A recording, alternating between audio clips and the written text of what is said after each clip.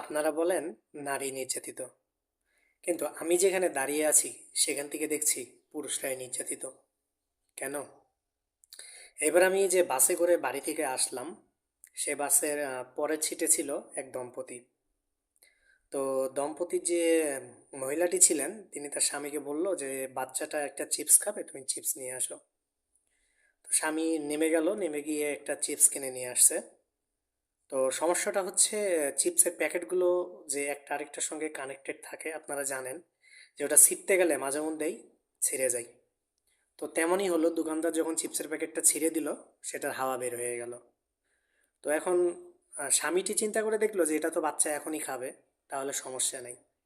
সে নিয়ে আসলো, নিয়ে এসে তার বাচ্চাকে দিল। তখন তার স্ত্রী জিজ্ঞাসা করছে কি ব্যাপার, এটা ছিঁড়া কেন? তখন জবাবে স্বামী বলল যে ছিঁড়ে গেছে আর কি। তখন আপনি বিশ্বাস করবেন না, সেই বউটা যে পরিমাণে তাকে অপমান করলো এই বাস ভর্তি লোকের ভিতরে। তোমার কাণ্ডজ্ঞান নেই, তোমাকে দিয়ে কোনো কাজ হয় না, কিচ্ছু হয় না, তুমি সিরা প্যাকেট কেন নিয়ে আসলে, এখন ঘুরিয়ে দাও, হবে না, আমারই যাওয়া উচিত ছিল, কোনো কাজ তোমাকে দিয়ে হয় না, কিচ্ছু না, ইত্যাদি অনেক কিছুই বলতেছিল। তো এখানে নির্যাতিতটা কে? তবে এটা বলার জন্য আমি আসিনি।